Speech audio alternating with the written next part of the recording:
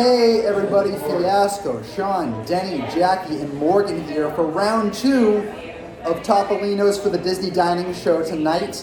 Riviera grand opening was today. We already checked out breakfast, but now we're going to go check out dinner. So let's see how it is. Dinner is a signature experience too, so it should be fun. It's going to be fancy. Yeah.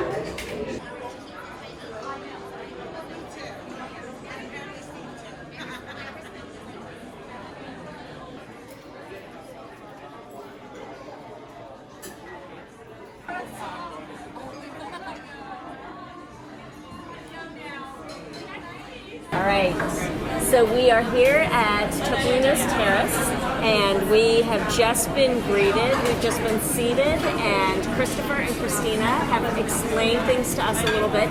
Christina, our server, went through what a typical Italian meal is, and the head chef is from Saint-Tropez, and has Italian roots, and so his heritage is reflected here on the menu. So Italian families would normally start off with an antipasto, and they explained to us that this is something that can be shared at the table. She also said the pate was very good, the heritage hog terrine, and the ricotta is house-made. And she said she's had her fair share of ricotta. This is the silkiest ricotta ever. So that is personally intriguing to me because I love all things cheese. Next, they go to the starters. She recommended the root bisque. She said it was like fall in a soup. It's got cocoa nibs in it and a lot of your squash, your celery root, your heirloom apple and parsnips, things you would want to eat in fall. Then it's on to the pastas. Christina explained that Italian families like to have a pasta course before their main course. Of course, a lot of people here, you might get a pasta for your entree. She said that's fine as well. She recommended the rigatoni, and that the chicken is prepared for hours and just shreds off. It's so good. And personally, that's what I'm going to choose tonight. It's made with a Parmigiano Reggiano cheese. And then, of course, you've got your seafoods and meats. Here at Topolino's Terrace, a lot of those richer flavors, meats, fresh seafood, are really featured. And so you've got your pick here. We're really excited, and we're looking forward to it.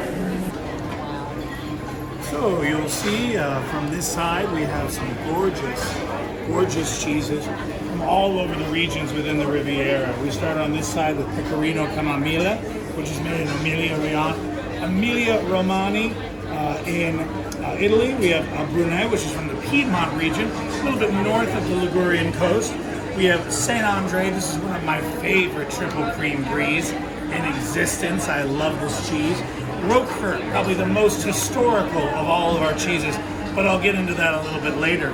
And then finally, Monte Grappa, named after Mount Grappa, just kind of northwest of Venice, in the Veneto region. The same region where grappa actually was created as well. But this cheese doesn't really have a direct correlation other than the locale. All right, so just had our appetizers. We got a selection of antipastos and starters as well.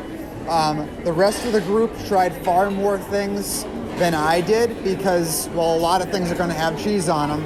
Just not my cup of tea. But what I will say is that the bread service that you got, they actually included one of those little breads in the breakfast this morning as well. And our server brought over 2 different kinds of olive oils. One of them was your more traditional type of olive oil that you'd expect. The other one was a little bit green. And that one was especially interesting because it had a little bit of a sweetness to it, but then it turned into an aftertaste that was a little bit more bitter. I really liked both of them a lot, but the green one in particular I really enjoyed. But for my appetizer, I chose to get the olives mayonnaise. How'd I do? Perfect? All right, cool. I chose this, which was $9, because it was the plant-based option. Looking back, it was kind of an odd choice. This is an antipasto option, which is kind of something that you choose at the beginning of your meal before your starters to kind of share with the whole table. This is a lot of olives for for just one person to sit and consume. So unless like you are the biggest olive person on the face of the earth, probably don't get this for yourself, but to share with the table. But with that being said, I do like olives, but like not enough to eat this entire bowl. It's a bowl of olives with lots of lemon, garlic, and a lot of salt. Usually, the salt and the lemon come out like super strong, so enough to like eat one, casually converse, eat another one, maybe have a piece of bread or something else, but definitely not going to dive head first into these, but still good, still good. And the others we'll talk about an array of cheeses. So, like Corey said, Fiasco said, there is a ton of cheeses, and I do love cheese. It was a little adventurous for me to try these fancier cheeses, but surprisingly, I really enjoyed most of them. Some of them had stronger kicks than others, like the Roadford, but I actually really like that, especially pairing it with the tomato. What tomato was it called? Oh my goodness. The gooseberry. Very, very good pairing with the ricotta, or not the ricotta, the Roadford. But I really enjoyed trying it, and the variety and the presentation that they bring it to you on a dessert cart, and they go through the history of it and where it came from. I was very fascinated. I feel like I had a whole history lesson in a restaurant, and it was very, very interesting and very cool. Overall, I really enjoy majority of these cheeses and would highly recommend to try them. I actually tried all of these cheeses, and I am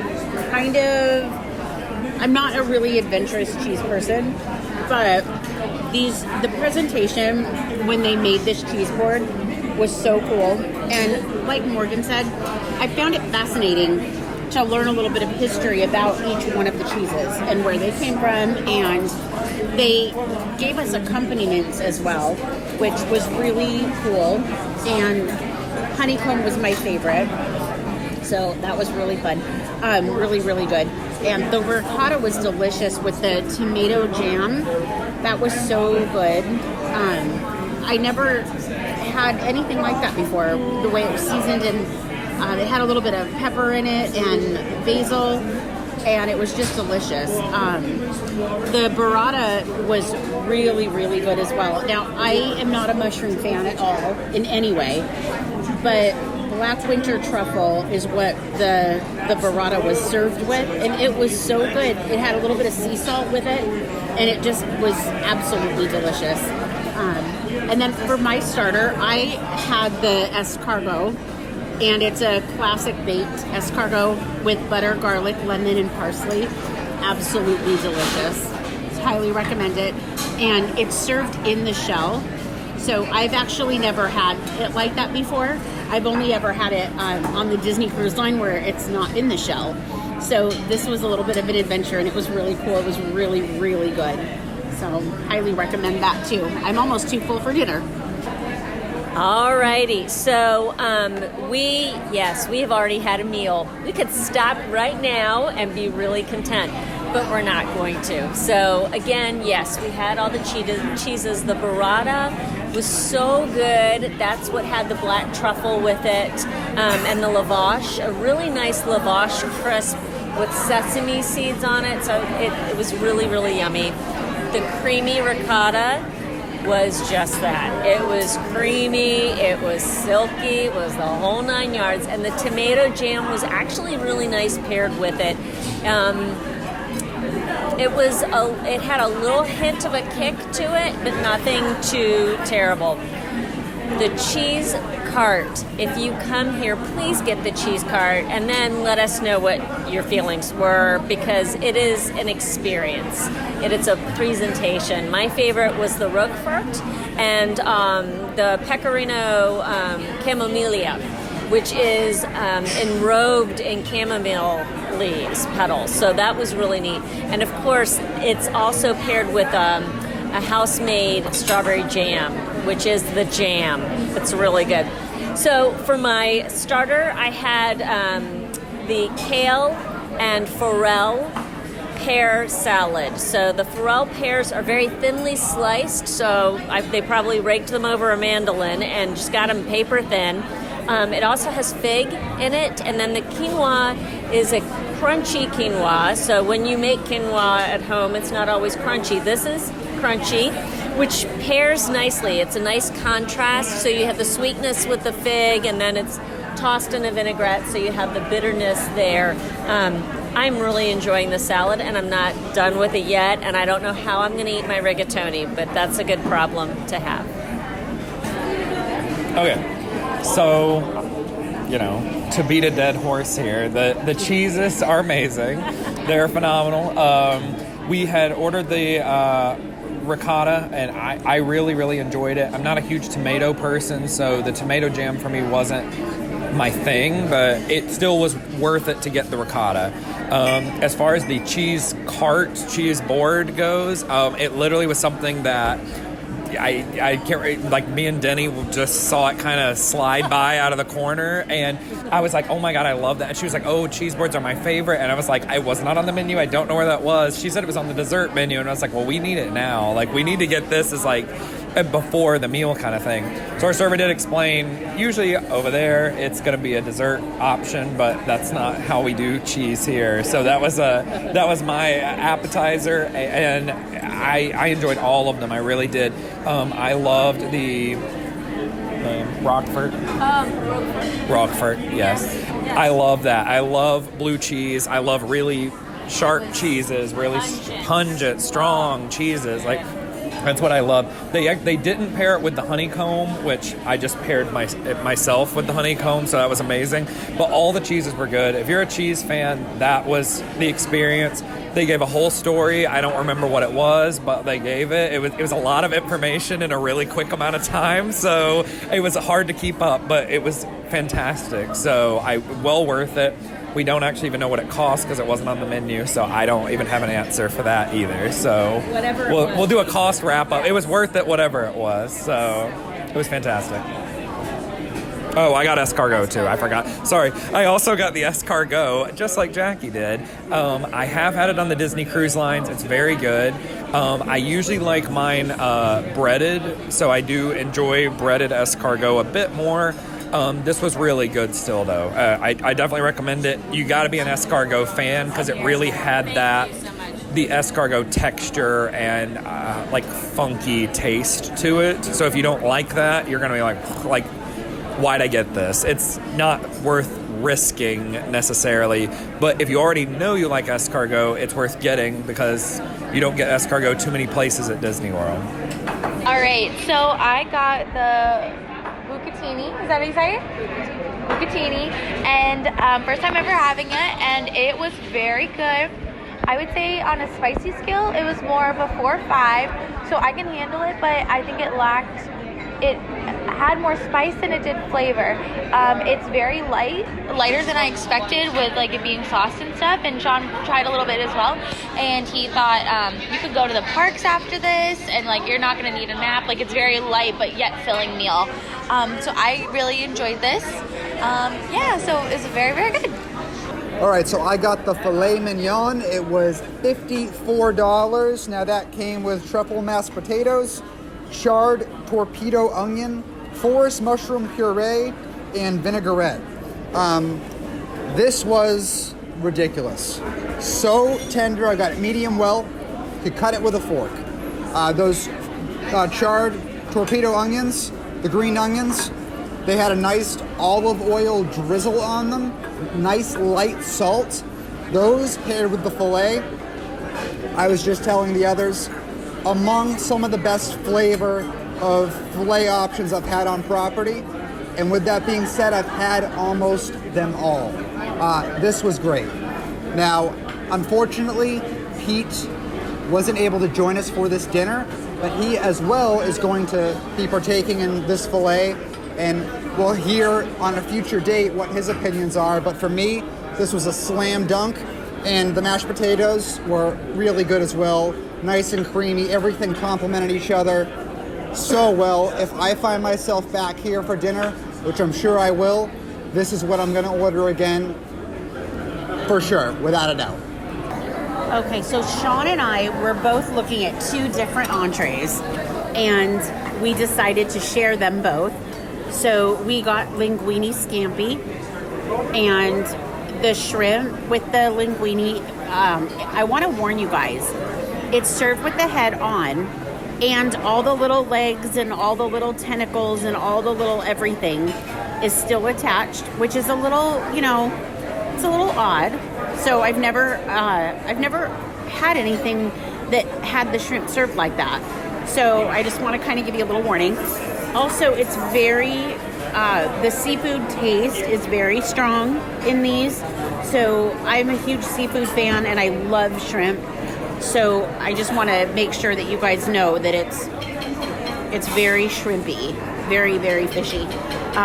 It's flavored with tomatoes, garlic, lemon, Italian olive oil, verbena, and botarga. I'm not sure how to say those. It was really good. I think it might be a little too fishy for me, though. I'm not sure if I'd order this again. Now, the other thing that we shared is a braised lamb shank. And no, that's not right. I did that again. We got the Tomahawk veal chop. And that is really, really delicious. So that one I like a lot better. And it was served with polenta torpedo onion gratin. And that is so good. And just everything is really fresh. And the potatoes were just a little bit cheesy. I'm not sure what, I'm looking at my cheat sheet here to see what kind of cheese is in those potatoes, but it doesn't say. It had a little bit of a bite to it, and it was really delicious. So I can't describe it much more than that, but if you like cheesy potato goodness, you will like that side dish. And yeah. All right, so I had the rigatoni, and it was explained that the chicken has been prepared for hours and hours, so I was very intrigued about this. Thankfully, it came with a mound of pecorino. Pecorino. Okay, now I'm going to go to the menu because the brain just left. Okay, Parmigiano Reggiano. It just left. And it was really good. It added a nice nuttiness and a saltiness to the dish. I enjoyed that. The pasta itself is really good, and the dandelion greens are nice. They add a bit of an unexpected bitterness, a bit of a punch to it. The chicken is good. However, some of the chewier bits of the chicken are in there. And for me, that's kind of a texture thing where I don't, when I'm preparing chicken at home, I leave those chewy bits out. I don't include the chewy bits, and they are included in this dish. So for me personally, it's not something I think I would get again. And I hate to have to say that. But just in that kind of element alone, because you're kind of having to dance around little bits and pieces here, and you just don't want to have to do that for $32 for an entree. Other than that, the flavor is good. I liked the inventiveness behind it. I just wish the preparation was a little bit different texture-wise. So, like Jackie had said, she and I decided to split our meal.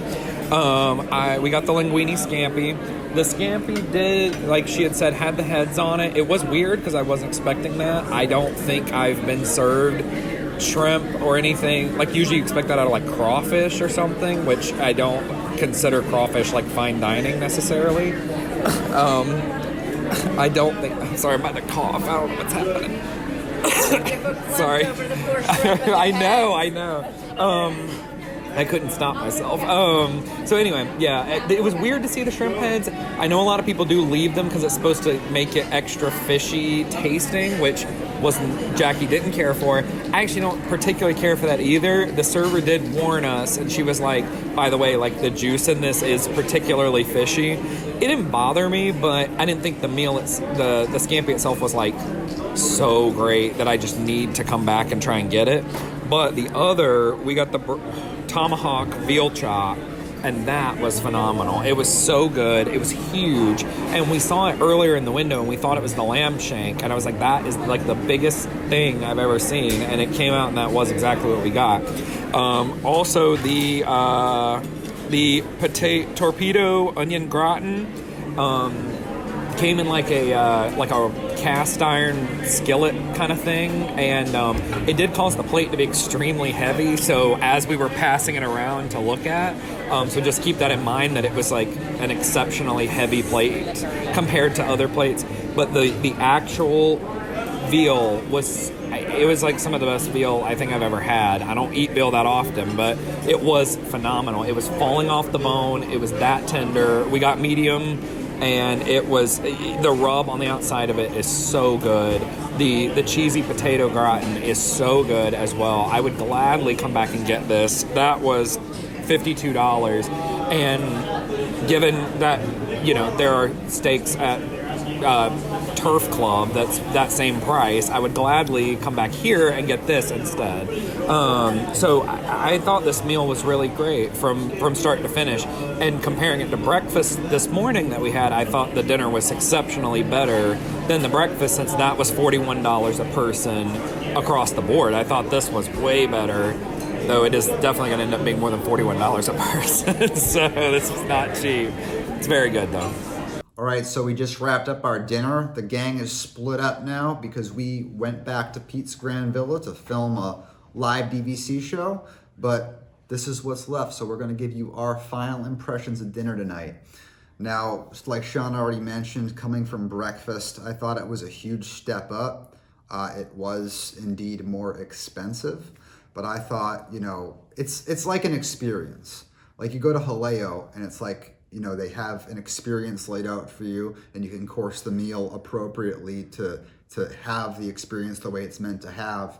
And I think if you do it that way and you have some time on your hands, it's definitely worth it for that. You have the meal like the Italians or the French on the Riviera were intended to have it by this chef. And I think if you do it that way, it's really an awesome dining experience. But what do you think, Sean? I thought it was phenomenal. I thought the dinner was amazing. It hit everything that I want out of a signature dining restaurant. I don't like feeling, it is a lot of money to have to go do a sit-down restaurant a lot of the time at Disney. And if I'm coming and bringing a family of 4, family of 5, and I'm going to spend $400 or $500 on, that might be the only meal that I'm going to really get to do and experience. So it's got to be fantastic. How much was it? I don't know. We stuck the girls with the bill and left. If I had to guess, I would say for the 5 of us, plus we also got Pete to-go meal that we brought back. My guess is probably about $75 per each, I would guess, maybe around that. Maybe like $80 each. It's actually not bad. Yeah, possibly. It might not be. So we'll have to find that number out. But it was very good. It was all great. We spent a lot more money or the same amount of money for a lot less at other restaurants around property. And I didn't think anyone had a problem necessarily with any of their meals. Even stuff that wasn't, Morgan's pasta wasn't this thing that I'm going to run home and like tell everyone about. But it's something that I could come, and if it was a late night meal, I would eat that. Because it would settle really well for the remainder of the night, and I'd be very satisfied with having her pasta. I mean, it was like $38 for her pasta, but it was very good. Was there anything in it? It was like a chili rub kind of thing. I definitely would stick towards the steaks, like, because my veal was phenomenal, his filet was phenomenal, and it's around that $50 mark. So what you'd expect to pay anywhere on property for a good filet or whatever. So it all was very, very good, and I loved the staff being so knowledgeable. They knew, especially for it to be night 1. And especially after breakfast, everybody at breakfast seemed pretty confused a lot of the time. But tonight they knew exactly what they were talking about. They knew every ingredient, everything, and they took us on this journey that I didn't even understand half the time. But there's history given between each dish. Like, this is how the chef would prepare it, and this cheese is from this region and it's aged like this, and like everything is just, it's told, and the meal is almost like a story. Yeah. It's really, really cool. It was a very cool experience. So I think it's one of those things, perfect like date night. And obviously like here we get this grandiose amount of food. Like usually families don't each get their own appetizer. Yeah. They don't each get the, So we typically tend to order more than the average people, but it's so we can tell y'all what you should order. So. And I was really raving about the filet, and I was mentioning that, I feel like we'd like to hear what Pete had to say about it. Well, Pete actually got a to-go order of the filet. I took a bite of it. It was very good, but I'm never going to judge a to-go order, or a restaurant on a to-go order. Fair enough, but your bite was really good. Yeah, you had to see the whole experience. It was good. It was an experience, and that's really what I expect out of a signature restaurant. I need to be able to go back and say, this was an experience, and it's got to be worth more than the view of the fireworks, which it did have, so you can see the fireworks from the restaurant if you're sitting at the right table, and so it hits all the boxes. But you compared this to Citrico's, yes, which is high praise from you, because Citrico's is absolutely one of your favorite restaurants. It is. Yeah. And that's a signature restaurant. I mean, there's Disney throws the word signature dining on a lot of things that I don't think it necessarily should. That was signature dining. Yeah. I think Citrico's is a great comparison. Definitely. So yeah, that was our final impressions of the dinner tonight. And I hope you enjoyed it. This was the second episode of the Disney Dining Show this week because of Riviera's grand opening, which you've seen plenty of videos for thus far. You'll see plenty more to come as well. And if you're watching this later and maybe you're new to the channel, consider subscribing for tons more videos like this in the future. But until next time.